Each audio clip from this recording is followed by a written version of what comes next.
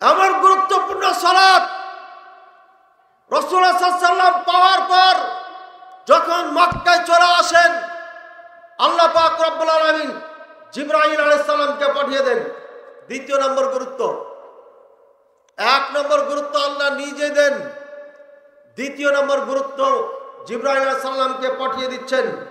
যাও জিবরাইল, আমার নবীকে, আমার হাবিবকে মুহাম্মদ রাসূলুল্লাহ সাল্লাল্লাহু আলাইহি ওয়াসাল্লামকে তুমি সালাত শিখিয়ে আসো, কিভাবে সালাত পড়তে হবে। যা জিবরাইল আলাইহিস সালাম আর নাযালা জিবরাইল আলাইহিস সালাম সুম্মা ক্বালা ইয়া মুহাম্মদ, হে মুহাম্মদ কুম, আপনি দাঁড়ান, ফাসাল্লি, আপনি সালাত পড়ুন। 2 দিন সালাত পড়েছেন। প্রথম দিন সালাত পড়েছেন জোহরের সালাত, যখন ঠিক সূর্যটা ডান হয়ে যায় মাথার উপরে চলে আসে, আর ঠিক খাড়া হওয়ার পরে সামান্য যখন পশ্চিমে হেলে যায়, তখনই রাসূলুল্লাহ সাল্লাল্লাহু আলাইহি ওয়াসাল্লামকে জিবরাইল আলাইহিস সালাম সালাত পড়াচ্ছেন। জিবরাইল সাল্লাম এই সালাত দিয়ে বুঝাতে যাচ্ছেন এই সালাত অত্যন্ত গুরুত্বপূর্ণ সালাত, অত্যন্ত গুরুত্বপূর্ণ ইবাদত। এই জন্য আমি জিবরাইল আলাইহিস সালাম নিজে এসেছি। 2টা গুরুত্বপূর্ণ জিনিস এখানে আছে। 1 নম্বর টাইম ঠিক রাখতে হবে, 2 নম্বর আমি যেভাবে শেখাচ্ছি দেখাচ্ছি ওইভাবে পড়তে হবে। দ্বিতীয় দিনে এসে লাস্টের সময় পড়িয়ে দিয়েছেন। পড়ার পরে বললেন মা বাইনা হাযাইনি সালাহ, এই 2 টাইমের মাঝে হচ্ছে সালাতের টাইম। এরপরে রাসূল সাল্লাল্লাহু আলাইহি ওয়াসাল্লাম ভাষণে বলেন সল্লি লিওয়াক্তিহা, অর্থাৎ এই সালাত ফার্স্ট টাইমে পড়ো। ফার্স্ট টাইমে পড়ার জন্য বলেছেন। বলতে বলতে কথা বলেছেন সায়াকুনু ফি উম্মতি উমারা, আমার উম্মতের মধ্যে কিছু নেতা হবে। নেতা বলতে ইমাম সাহেবরা হবে, কারণ নেতারাই আগে ইমামতি করতেন।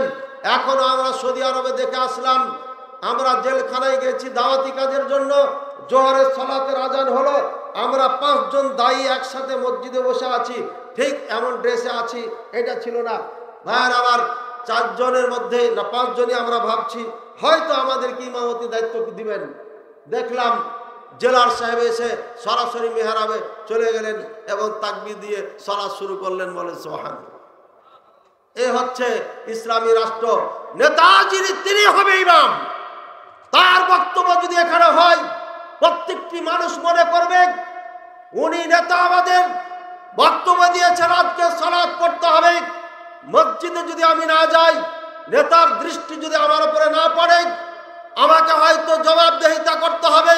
কমপক্ষে তার ভয়ে মসজিদে যখন আসবে আস্তে আস্তে তার ট্রেনিং হয়ে যাবে, অভ্যাস হয়ে যাবে, এরপরে মহব্বত ভালোবাসা হবে, এরপরে ইবাদতে পরিণত হবে। এই জন্য আল্লাহ পাক রব্বুল আলামিন এই মহান দায়িত্ব মহান নেতা যারা রয়েছেন তাদেরকে আল্লাহ পাক রব্বুল আলামিন দিয়েছেন। ভাইরা আমার, রাসূলুল্লাহ সাল্লাল্লাহু আলাইহি ওয়াসাল্লাম 2টি জিনিস বোঝাচ্ছেন আল্লাহ পাক রব্বুল আলামিন। 1 নম্বর এই সালাতের টাইম ঠিক রাখতে হবে। 2 নম্বর যেভাবে আপনাকে পড়িয়ে দেখালাম সেভাবে পড়তে হবে। এই জন্য রাসূলুল্লাহ সাল্লাল্লাহু আলাইহি ওয়াসাল্লাম বলেছেন সল্লু কামা রাআইতুমুনি উসাল্লি, সালাত ওইভাবে পড়ো যেভাবে তোমরা আমাকে সালাত পড়তে দেখছো। বোঝা যাচ্ছে রাসূলুল্লাহ সাল্লাল্লাহু আলাইহি ওয়াসাল্লাম যেভাবে সালাত পড়েছেন, যেভাবে সাহাবায়ে কেরাম দেখেছেন, ওইভাবে সালাত না পড়লে সালাত হবে না। তার প্রমাণ হচ্ছে রাসূলুল্লাহ সাল্লাল্লাহু আলাইহি ওয়াসাল্লাম হজের সময় জীবনে একবার হজ করেছেন।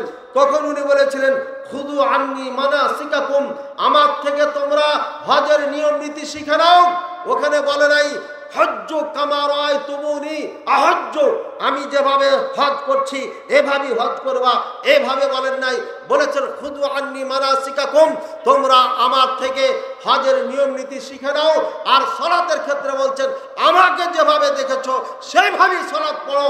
আল্লাহর কসম খেয়ে আমি বলছি, ওয়াল্লাহি তাল্লাহি বিল্লাহ, আমি দেওবন্দ থেকে ফার্স্ট ক্লাস কওমি মাদ্রাসায় পড়েছি হানাফি, এরপরে রাবিয়ানদের কাছে মদিনা বিশ্ববিদ্যালয় সহ 8 বছর পড়ে যা পেয়েছি, আজ পর্যন্ত যে সালাত মক্কায় মদিনায় পাওয়া যায় এটাই হচ্ছে জিবরাইল আলাইহিস সালামের শেখানো সালাত, এটাই হচ্ছে আল্লাহ পাক রব্বুল আলামিনের প্রদত্ত সালাত, এটাই হচ্ছে রাসূলুল্লাহ সাল্লাল্লাহু আলাইহি ওয়াসাল্লামের নিজে শিখানো সালাত, এটাই হচ্ছে রাসূলুল্লাহ সাল্লাল্লাহু আলাইহি ওয়াসাল্লামের রেখে যাওয়া সালাত।